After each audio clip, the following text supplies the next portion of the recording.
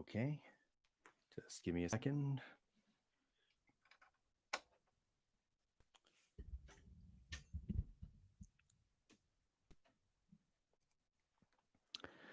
All right, just waiting for some other people to show up.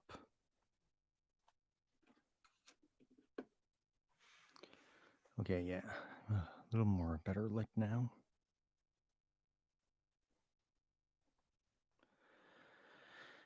Let's see.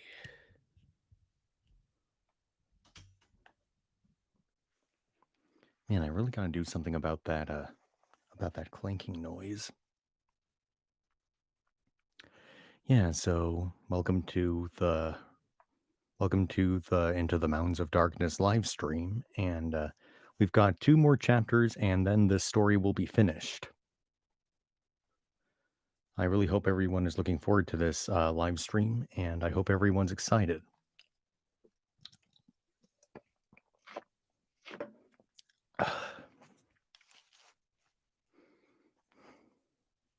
If only I could adjust the brightness to the camera, make some other areas look brighter.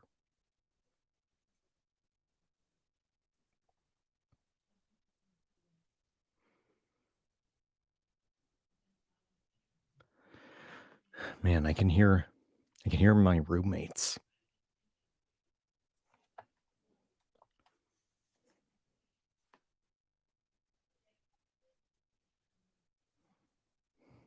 I'm just waiting for some other people to show up.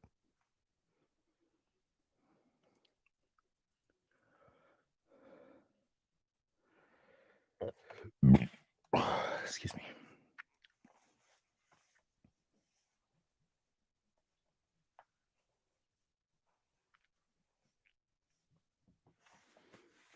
Should probably set my phone to mute.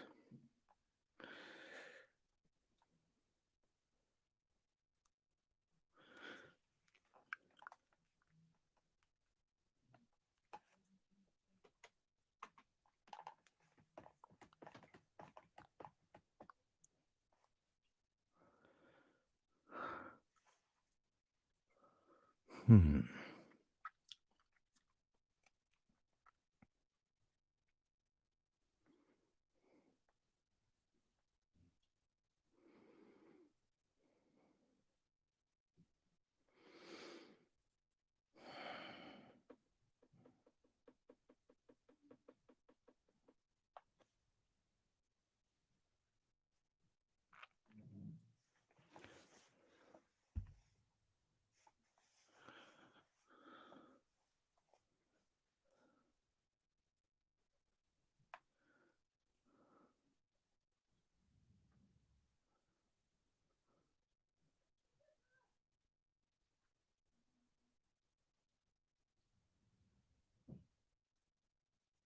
Hey, Zam Kirby, how's it going?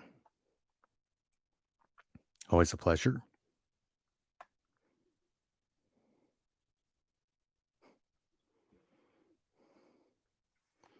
Wish I could also adjust the brightness of this thing. Hang on a sec.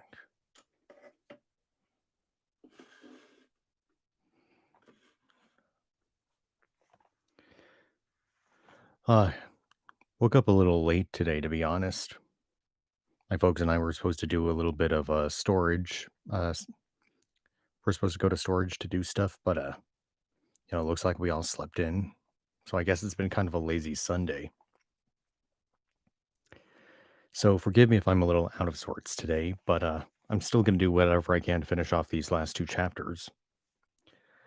I'm also probably going to make a like an update video for this week about future live streams, for stories that I read. In addition to, you know, I want to make another skit for this week. I mean, especially with Halloween approaching. I have a few ideas brewing in my head, but I haven't come up with anything concrete yet.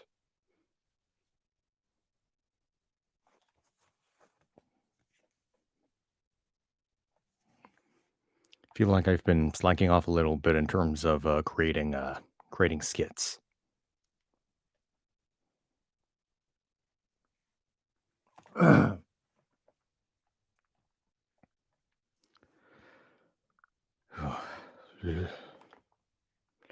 I'm a little, yeah, I'm definitely a little out of sorts today, but that's not going to stop me from finishing the rest of Into the Mountains of Madness. By the way, I spoke to my mom about Shadow over Innsmouth, and she said that's definitely one of the more creepier ones, and so that's the one I am going to read next. But I'm also going to mention this in the update video for this week as well, because I feel like I've been, for lack of a better phrase, letting people down in terms of my content. I mean, yes, I've had a few dedicated people like checking out my stuff, but I still feel like I gotta grow a bit of an audience. And it's not necessarily about, trying to make money or anything like that. I've definitely got a long way to go before something like that happens, but I still feel like I gotta work on that kind of thing. I gotta educate myself a bit more in that fashion. I gotta work on my brand. But sorry to sound a little, a little down. But how about we take that sort of downer energy and put it into the performance of this story reading? I think that's a better use of that energy.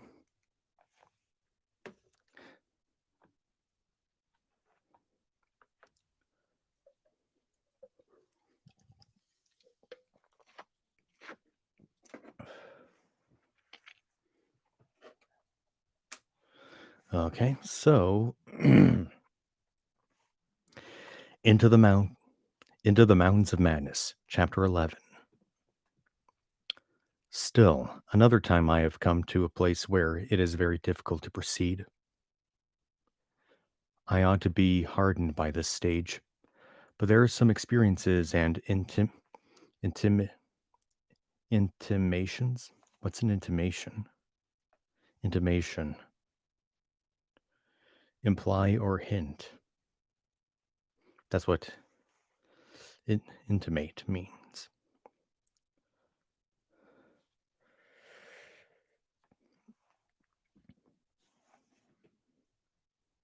Yeah, I'm gonna start from the beginning. I thought that was kind of a little too low. Anyway, still another time I have come to a still another time I have come to a place where it is very very difficult to proceed.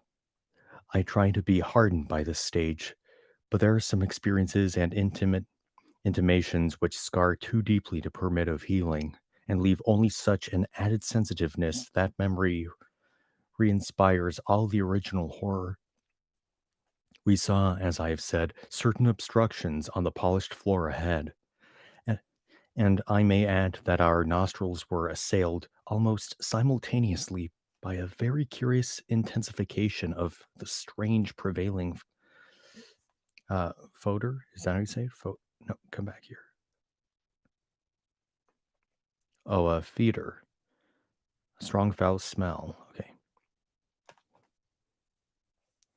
Now quite plainly, now quite plainly mixed with the nameless stench of those others which had gone before us. The light of the second torch left no doubt of what the obstructions were, and we dared approach them only because we could see, even from a distance, that they were quite as past all harming power as had been the 6 similar specimens unearthed from the monstrous star mount star mounted graves at Poor Lake's camp.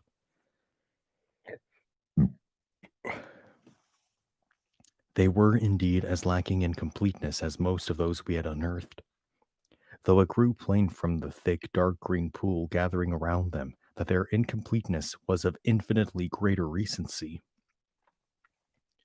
There seemed to be only 4 of them, whereas Lake's bulletins would have suggested no less than 8 as forming the group which had preceded us.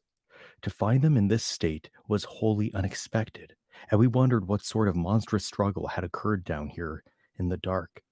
Penguins, attacked in a body, retaliate savagely with their beaks, and our ears now made certain the existence of rookery far beyond. Had those others disturbed such a place and aroused murderous pursuit? The obstructions did not suggest it, for penguin beaks against the tough tissues Lake had dissected could hardly account for the terrible damage our approaching glance was beginning to make out. Besides, the huge blind birds we had seen appeared to be singularly peaceful. Had there then been a struggle among those others, and we were absent for responsible? If so, where were they? Were they close at hand and likely to form an immediate menace to us? We glanced anxiously at some of the smooth floored lateral passages as we continued our slow and frankly reluctant approach. Whatever the conflict was, it had clearly been that which had frightened the penguins into their unaccustomed wandering. It must then have arisen near that faintly heard rookery in the incalculable gulf beyond, since there were no signs that any birds had normally dwelt there. Perhaps, we reflected, there had been a hideous running fight, with the weaker party seeking to get back to the cached sledges when their pursuers finished them. One could picture the day the demoniac fray between namelessly monstrous entities as it surged out of the black abyss with great clouds of frantic penguins squawking and scurrying ahead. I say that we approached those sprawling and incomplete obstructions slowly and reluctantly. We would to heaven we had never approached them at all, but had run back at top speed out of that blasphemous tunnel with the gracefully smooth floors and the degenerate murals aping and mocking the things they had superseded. Run back before we had seen what we did see, and before our minds were burned with something which will never let us breathe easily again. Both of our torches were turned on the prostrate objects, so that we soon realized the dominant factor in their incompleteness.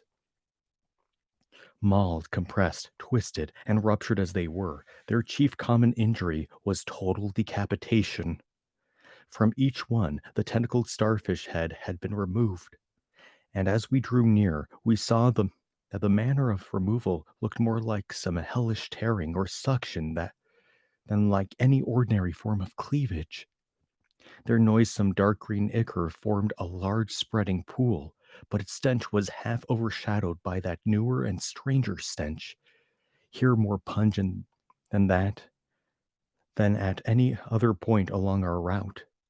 Only when we had come very close to the sprawling obstructions could we trace that second unexplainable feeder to any immediate source.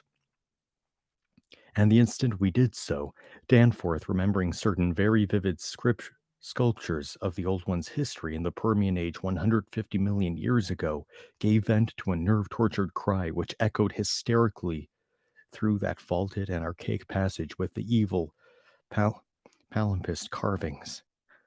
I came only just a short of echoing his cry myself, for I had seen those primal sculptures too, and had shudderingly admired the way the nameless artist had suggested that hideous slime coating found on certain incomplete and prostrate old ones, those whom the frightful Shoggoths had characteristically slain and sucked to ghastly headlessness in the great war of resubjugation. They were infamous nightmare sculptures, even when telling of age-old bygone things, for Shoggoths and their work ought not to have been seen by human beings or portrayed by any beings. The mad author of the Necronomicon had nervously tried to swear that none had been bred on this planet, and that only drugged dreamers had ever conceived them. Formless protoplasm able to mock and reflect all forms and organs and processes, viscous agil ag- agglutinations of bubbling cells, rubbery 15-foot spheroids infinitely plastic and ductile, slaves of suggestion, builders of cities, more and more sullen, more and more intelligent, more and more amphibious, more and more imitative. Great God! What madness made even those blasphemous old ones willing to use and carve such things? And now, when Danforth and I saw the freshly glistening and reflectively iridescent black slime which clung trickly to those headless bodies and stank obscenely with the new, unknown odor whose cause only a diseased fancy could evisage, clung to those bodies and had sparkled less of volume, volume, volume, voluminously on a smooth part of a cursedly resculptured wall in series of grouped dots. We understood the quality of cosmic fear in its utmost depths. It was not fear of those four missing others, for all too well did we suspect that they would do no harm again. Poor devils. After all, they were not evil things of their kind. They were the men of another age and another order of being. Nature had played a hellish jest on them, as it will on any others that human madness, callousness, or cruelty may hereafter drag up in that hideously dead or sleeping polar waste. And this was their tragic homecoming. They had not even They had not been even savages, for what indeed had they done? That awful awakening in the cold of an unknown epoch, perhaps an attack by the furry, frantically barking quadrupeds, and a day's defense against them, and the equally frantic white simians with their queer wrappings and paraphernalia. Poor Lake, poor Gedney, and poor old ones, scientists to the last. What had they done that would not have done in their place? God, what intelligence and persistence! What a face! What a facing of the incredible, just as those carven kinsmen and forebears had faced things only a little less incredible. Radiates, vegetables, monstrosities, star spawn, whatever they had been, they were men.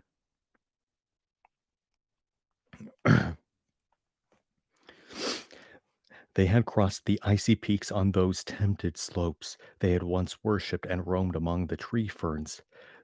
They had found their dead city brooding under its curse, and read its carven ladder days as we had done. They had tried to reach their living fellows in fabled depths of blackness they had never seen. And what have they found? All this flashed in unison through the thoughts of Danforth and me as we looked from those headless, slime coated shapes to the loathsome palimpsest sculptures and the diabolical dot groups of fresh slime on the wall beside them. Looked and understood what must have triumphed and survived down in the cyclopean water city of that nighted penguin fringed abyss, whence even now a sinister curling mist had begun to belch pallidly as if in answer to Danforth's hysterical scream. The shock of recognizing that monstrous slime and headlessness had frozen us into mute, motionless statues, and it is only through later conversations that we have learned of the complete identity of our thoughts at that moment. It seemed eons that we stood there, but actually it could not have been more than 10 or 15 seconds. That hateful pallid mist curled forward as if veritably driven by some remoter advanced bulk, and then came a sound which upset what much of what we had just decided, and in doing so broke the spell and enabled us to run like mad past squawking, confused penguins over our former trail back to the city, along ice-sunken, megalithic corridors to the great open circle, and up that archaic spiral ramp in a frenzied automatic plunge for the sane outer air and light of day. The new sound, as I have intimated, upset much that we have decided, because it was what poor Lake's dissection had led us to attribute to those we had just judged dead. It was, Danforth later told me, precisely what he had caught in infinitely muffled form when at that spot beyond the alley corner above the glacial level, and it certainly had a shocking resemblance to the wind pipings we had both heard around the lofty mountain curves.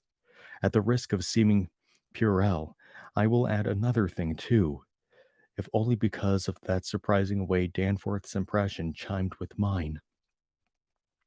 Of course, common reading is what prepared us both to make the interpretation, though Danforth has hinted at queer notions about unsuspected and forbidden sources to which Poe may have accessed when writing his Arthur Gordon Pym a century ago. It will be remembered that in that fantastic tale there is a word of unknown but terrible, prodigious significance connected with the Antarctic, and screamed eternally by the gigantic, spectrally snowy birds of that maligned region's core. Tekali, Tekali Lee, Tekali Lee. That, I may admit, is exactly what we thought we heard conveyed by that sudden sound behind the advancing white mist, that insidious musical piping over a singularly wide range. We were in full flight before 3 notes or syllables had been uttered, though we knew that the swiftness of the old ones would enable any scream roused and pursuing survivor of the slaughter to overtake us in a moment if it really wished to do so. We had a vague hope, however, that non-aggressive conduct and a display of kindred reason might cause us, ca- might cause such a that might cause such a being to spare us in case of capture, if only from scientific curiosity. After all, if s- if such if such an one had nothing to fear for itself, it would have no motive in harming us. Concealment being futile at this juncture, we used our torch for a running glance behind. We perceived that the mist was thinning. We would see at last a complete and living specimen of those others. Again came that insidious musical piping. Tekali Lee, Tekali Lee. Then nothing. Then, nothing we were actually gaining on our pursuer, it occurred to us that the entity might be wounded. We could take no chances, however, since it was very obviously approaching in answer to Danforth's scream rather than in flight from any other entity. The timing was too close to admit of doubt of the whereabouts of that less conceivable and less mentionable nightmare, that that fetid, unglimpsed mountain of slime-spewing protoplasm whose race had conquered the abyss and sent land pioneers to recarve and squirm through the burrows of the hills. We could form no guess, and it cost us a genuine pang to leave this probably crippled old one, perhaps a lone survivor, to the peril of recapture and a nameless fate. Thank heaven we did not slacken our run. The curling mist had thickened again, and was driving ahead with increased speed, whilst the slaying penguins in our rear were squawking and screaming and displaying signs of a panic really surprising in view of their relatively minor confusion when we had passed them. Once more came that sinister, wide-ranging piping, Tekali Lee, Tekali Lee. We had been wrong. The thing was not wounded, but it merely paused on encountering the bodies of its fallen kindred and the hellish slime inscription above them.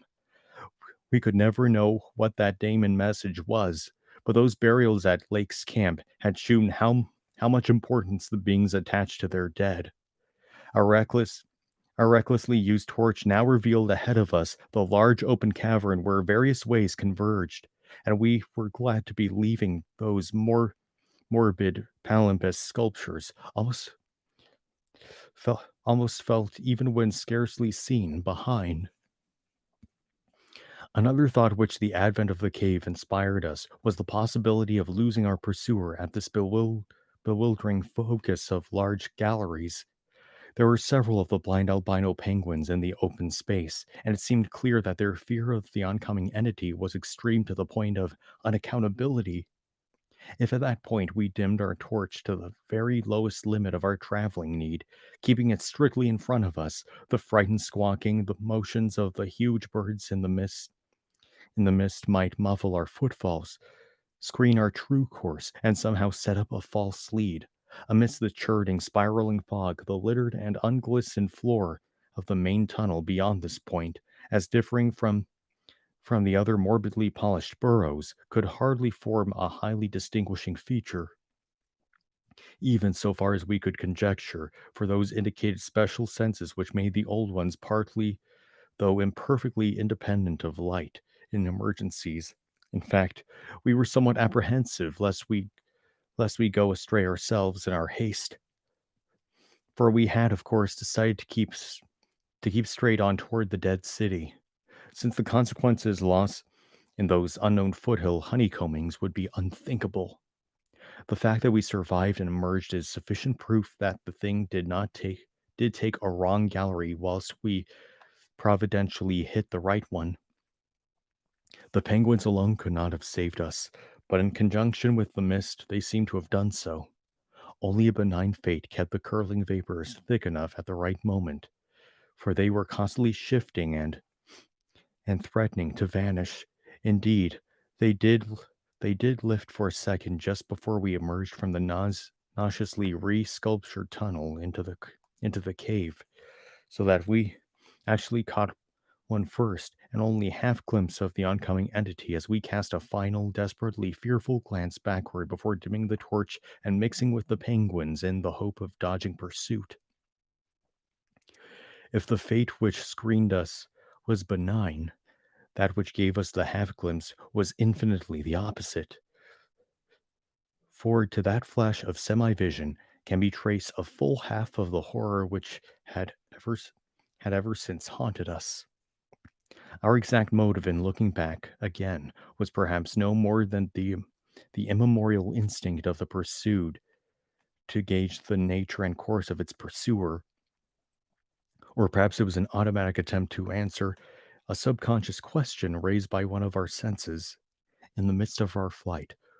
With all our faculties centered on the problem of escape, we were in no condition to observe and analyze details. Yet, even so, our latent brain cells must have wondered at the message brought them by our nostrils. Afterward, we realized what it was, that our retreat from the fetid slime coating on those headless obstructions and the coincident approach of the pursuing entity had not brought us the exchange of stenches which logic called for. In the neighborhood of the prostrate things, that new and lately unexplainable feeder had been wholly dominant, but by this time it it ought to have largely given place to the nameless stench associated with those others.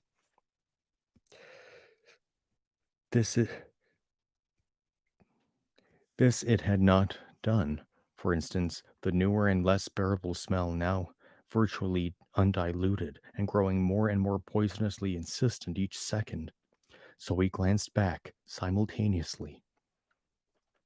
It would appear, though no doubt the incipient motion of one prompted the imitation of the other. As we did so, we flashed both torches full strength at the momentarily thin mist, either from sheer primitive anxiety to see all we could, or in a less primitive but equally unconscious effort to dazzle the entity before we dimmed our light and dodged among the penguins of the labyrinth center ahead. Unhappy act. Not Orpheus himself or Lot's wife paid much more dearly for a backward glance, and again came that shocking wide range piping, Tekali, Tekali. I might as well be frank, even if I cannot bear to be quite direct, in stating what we saw, though at the time we felt it was not to be admitted even to each other. The words reaching the reader can never even suggest the awfulness of the sight itself.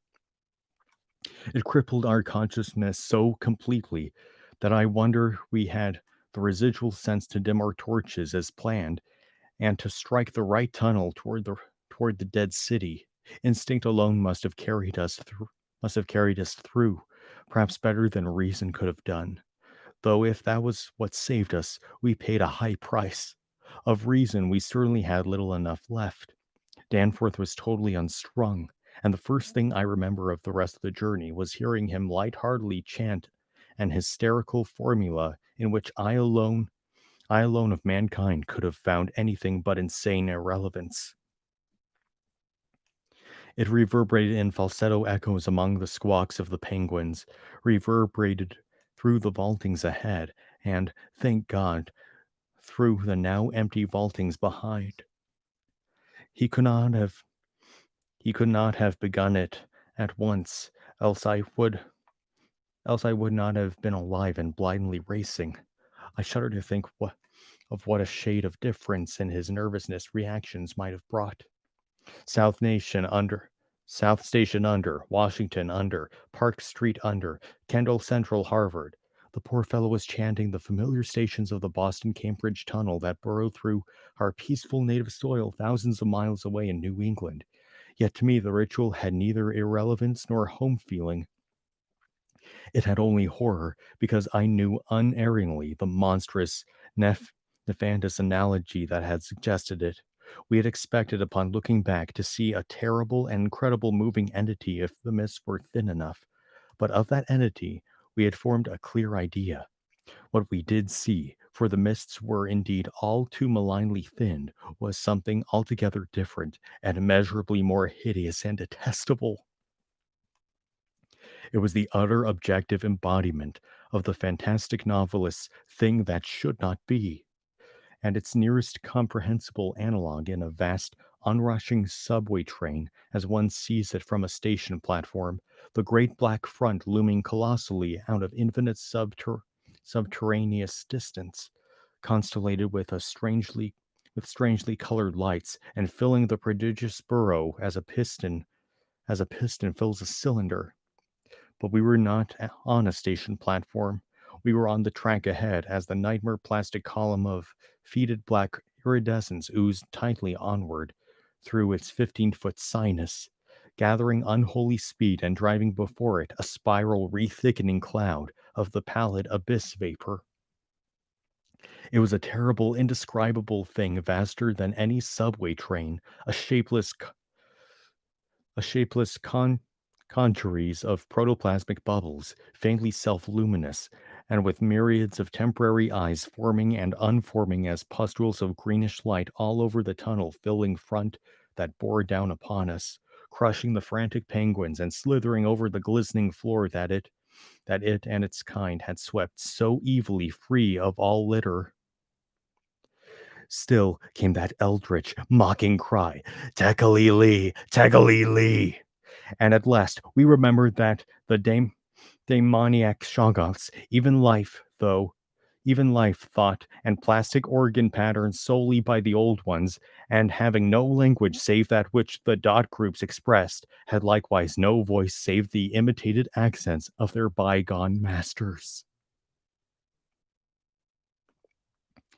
And that was chapter 11 of Into the Mounds of Madness.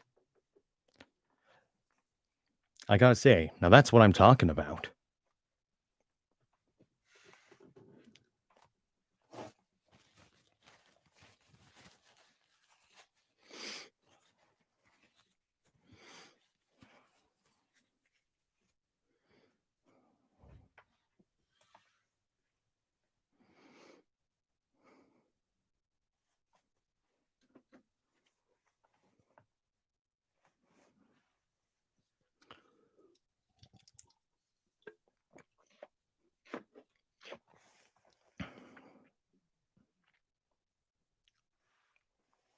I know, right, Sam Kirby?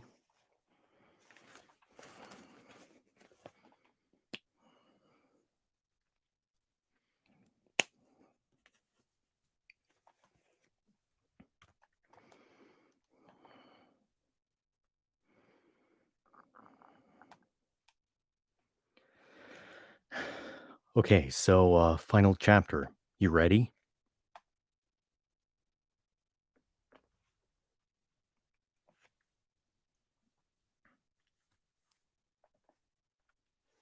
All right. Into the Mounds of Madness, chapter 12. Danforth and I have recollections of emerging into the great sculptured hemisphere and of threading our back trail through the cyclopean rooms and corridors of the dead city. Yet, these are purely dream fragments involving no memory of volition, details, or physical exertion. It was as if we floated in a nebulous world or dimension without time, causation, or orientation. The gray half daylight of the vast circular space sobered us somewhat. But we did not go near those cached sledges or look again at poor Gedney and the dog. They have a strange and titanic mausoleum, and I hope the end of this planet will find them still undisturbed. It was it was while struggling up the colossal spiral incline that we first felt the terrible fatigue and short breath which our race through the thin plateau air had produced. But not even the fear of collapse could make us pause before reaching the normal outer realm of sun and sky.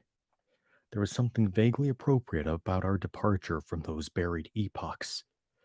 For as we wound our panting way up the 60-foot cylinder of primary masonry, we glimpsed beside us a continuous procession of heroic sculptures in the dead race's early and undecayed technique, a farewell from the old ones, written 50 million years ago. Finally, scrambling out of finally scrambling bleh, finally scrambling out at the top, we found ourselves on a great mound of tumbled blocks, with the curved walls of higher stonework rising westward, and the brooding peaks of the great mountains showing beyond the more crumbled structures. Sorry, my phone distracted me.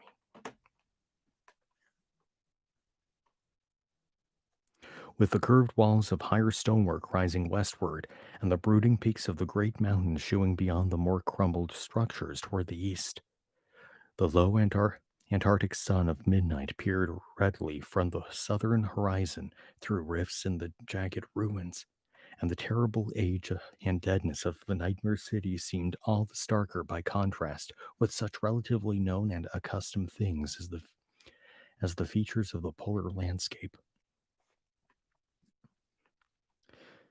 The sky above was a churning and opalescent mass of tenuous ice vapors, and the cold clutched at our vitals, warily wresting the outfit bags to which we had instinctively clung throughout our desperate flight. We rebuttoned our heavy garments for the stumbling climb down the mound, and we walk and the walk through the eon-old stone maze to the foothills where our aeroplane waited. Of what had set us fleeing from the darkness of Earth's secret and archaic gulfs, we said nothing at all.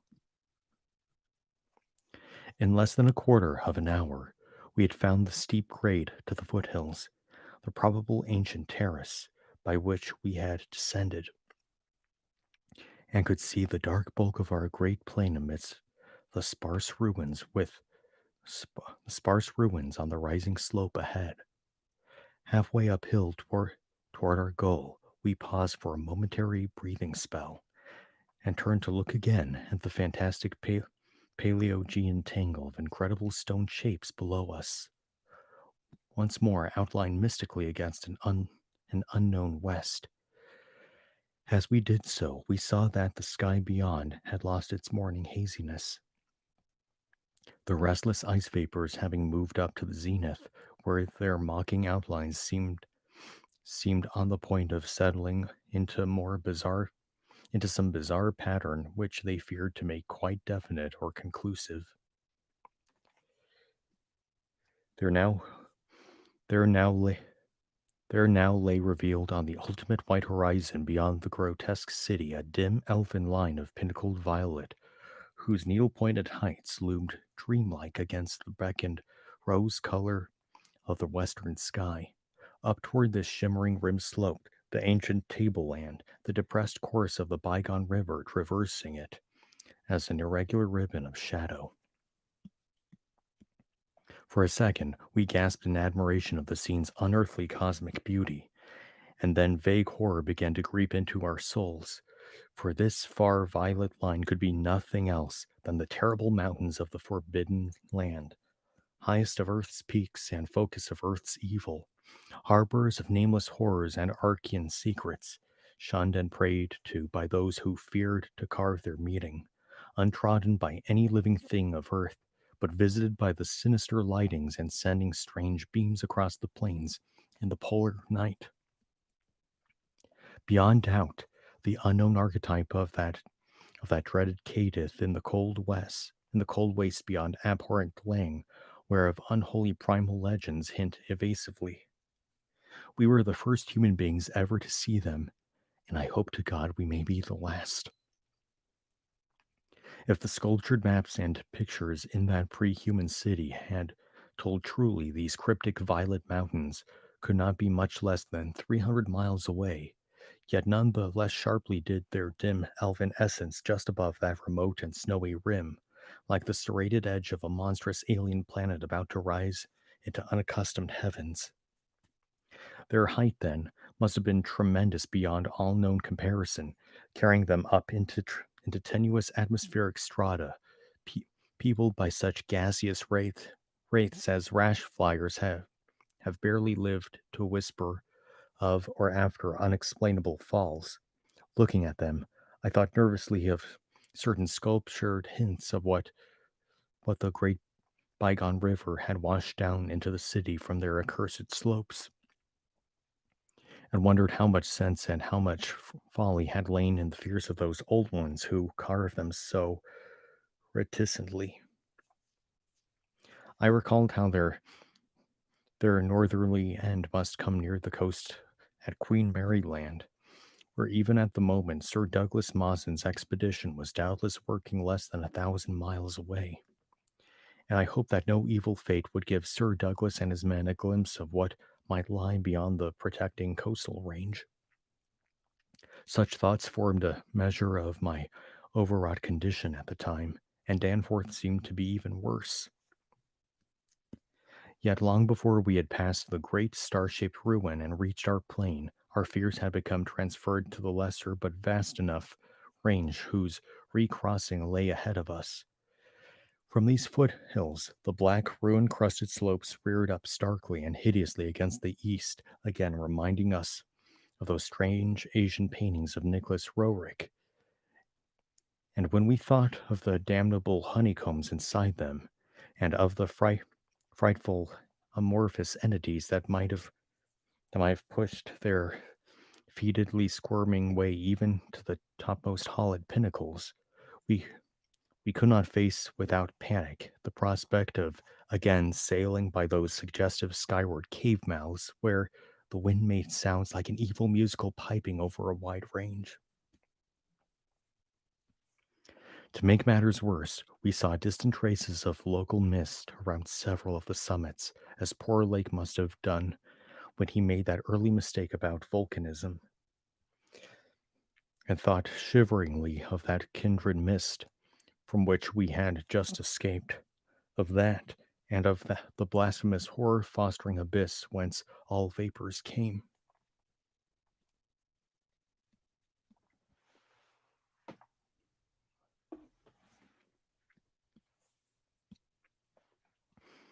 All was well with the plane, and we clumsily hauled on our heavy flying furs. Danforth got the engine started without trouble, and we made a very smooth takeoff over the nightmare city. Below us, the primal cyclopean masonry spread out as it had done when we first saw it, so short, yet infinitely long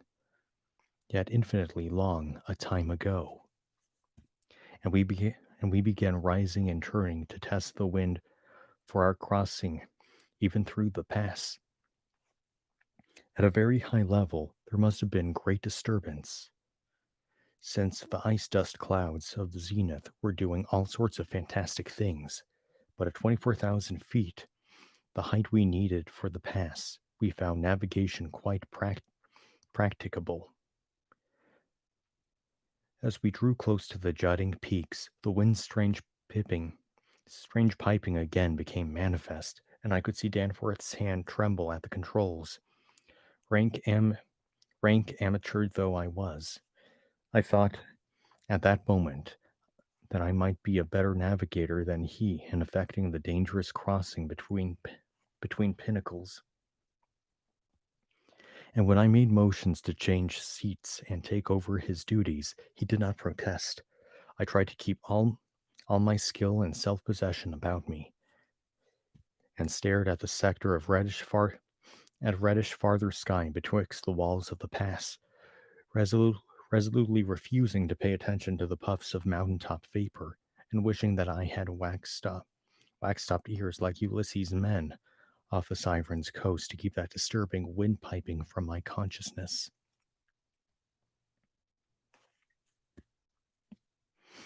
Sorry.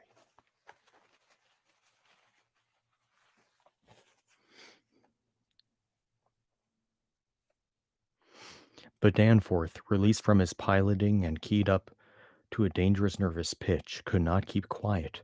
I felt him turning and wriggling about as he looked back at the terrible receding city, ahead at the cave-riddled, cube-barnacled peaks, sidewise at the bleak sea of snowy, rampart-stone foothills, and upward at the seething, grotesquely clouded sky.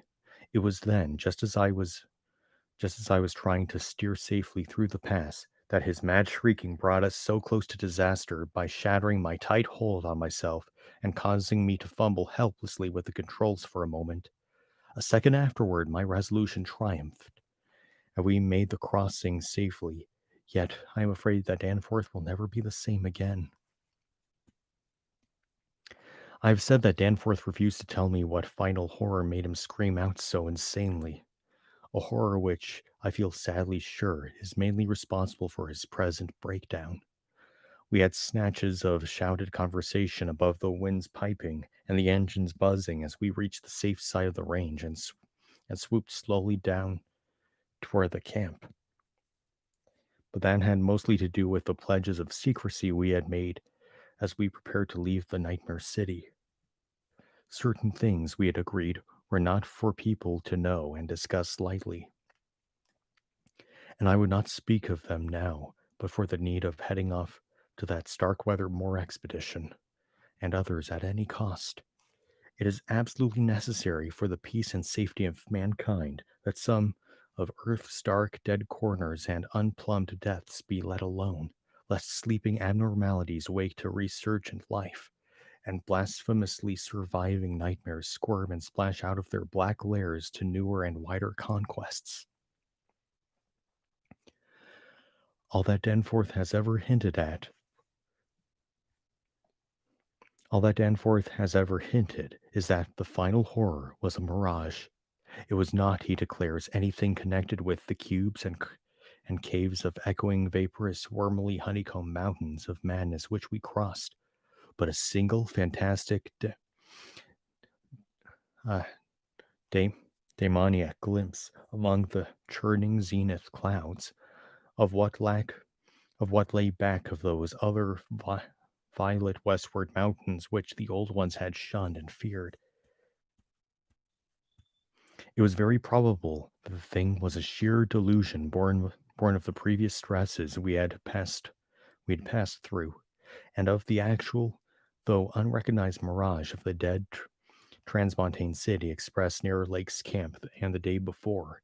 But it was so real, to Danforth that he suffers from it still. He has on rare occasions whispered disjointed and irresponsible things about the black pit, the carven rim, the proto-shoggoths, the windowless solids with 5 dimensions, the nameless cylinder, the elder Pharos, Yog Sothoth, the primal white jelly, the color out of space, the wings, the eyes in darkness, the moon ladder, the original, the eternal, the undying, and other bizarre conceptions. But when he is fully himself, he repudiates all this and attributes it to his curious and macabre reading of earlier years. Danforth, indeed, is known to be among the few who had ever dared go completely through the worm-riddled copy of the Necronomicon kept under lock and key in the college library. The higher sky as we crossed the range was surely vaporous and disturbed enough, and although I did not see the zenith, I can well imagine that its swirls of ice dust may have taken strange forms. Imagination, knowing how vividly distant scenes can sometimes be refracted, and magnified by such layers of restless cloud, might easily have supplied the rest. And of course, Danforth did not hint any of those specific horrors till after his memory had a chance to draw on his bygone reading. He never have seen so much in one instantaneous glance. At the time, his shrieks were confined to the repetition of a single mad word of all too obvious source. Tagalilee! Tagalilee!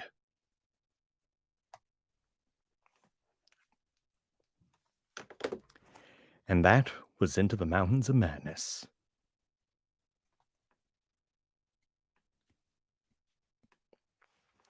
So I think the story can be summed up like this. Explorers go to explore this place. Some weird stuff happens. The main character and the Danforth guy go explore this one part of the place. They see some more disturbing stuff. They fly away, and now one of them is severely traumatized forever. That's basically how it can be summed up. Also, there's penguins.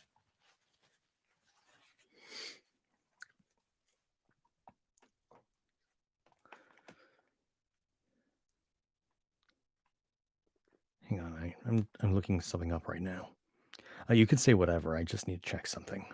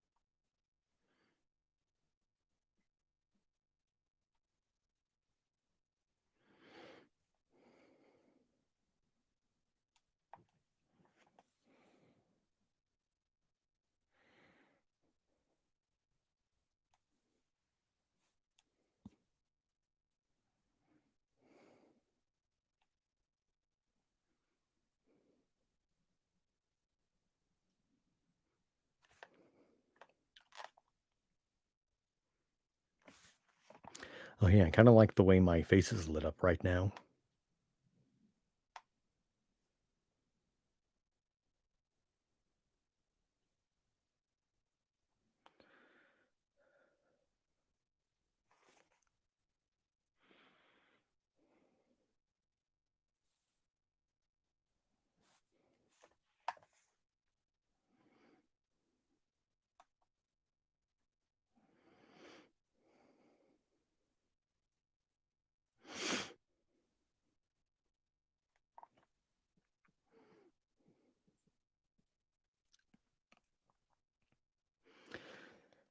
So yeah, it had a it, yeah. So yeah, it was a to me it got pretty unnerving near the end. Like a lot of the stuff was just kind of weird at first. Like we never really did find out what killed all those people. I mean, was it like more of those things that were chasing Danforth and the main character or something? That wasn't really made clear to me personally.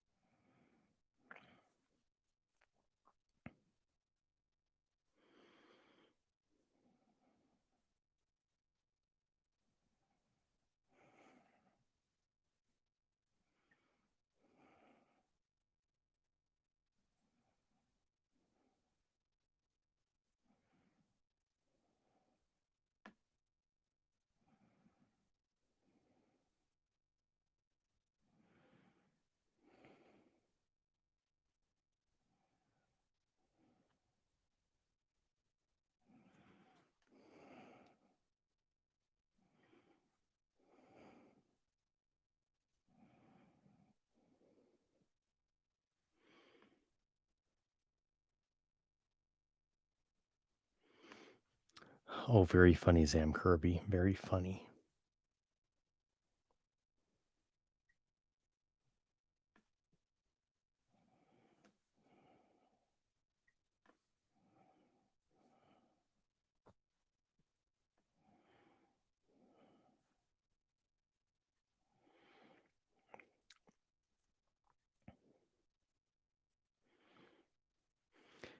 Pardon me, I'm just looking for a picture right now.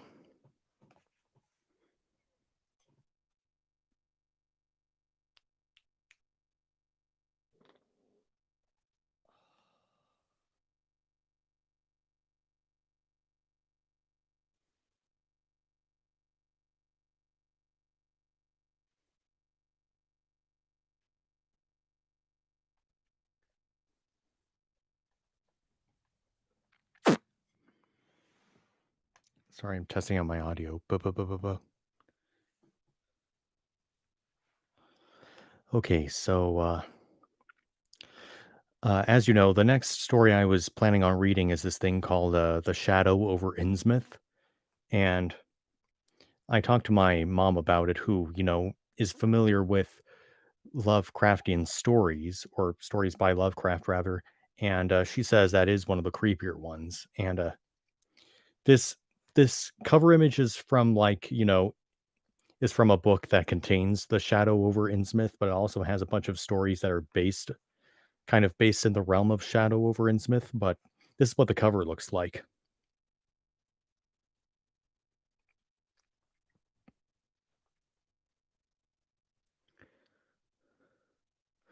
I don't know about you, but I think that the the cover alone, gets my attention and makes me want to read, like what's the story behind it? You know what I mean?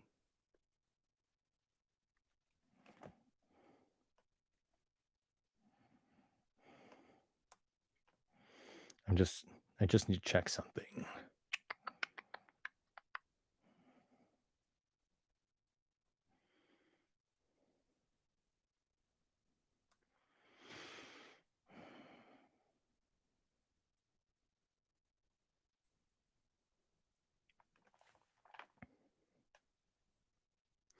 Uh, here's what uh here's what Wikipedia says about The Shadow over Innsmouth. The narrator is a student conducting an antiquarian tour antiquarian tour of New England. He travels throughout the nearby decrepit seaport of Innsmouth, which is suggested as a cheaper and potentially interesting next leg of his journey. There, he interacts with strange people and observes disturbing events that ultimately lead to horrifying and personal revelations.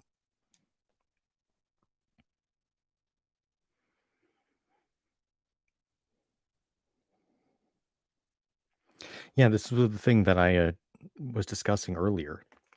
The Shadow over Innsmouth was republished in a 1994 anthology entitled Shadows over Innsmouth, containing stories by other authors based on Innsmouth and the Old Ones.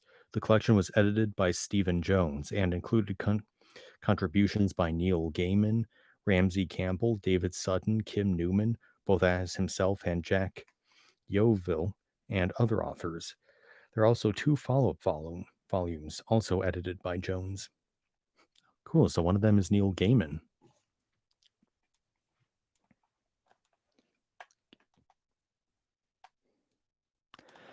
But yeah, like I said before, I'm going to make an update video for this week about the about the next live stream that I'm going to do, as well as a skit that I'm trying to figure out. So until then, I hope you all enjoyed this live stream.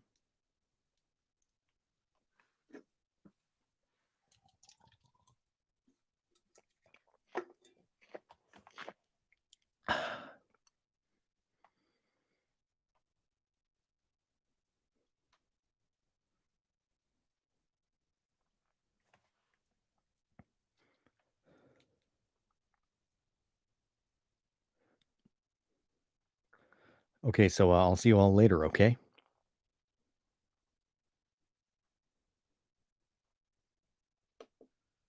bye.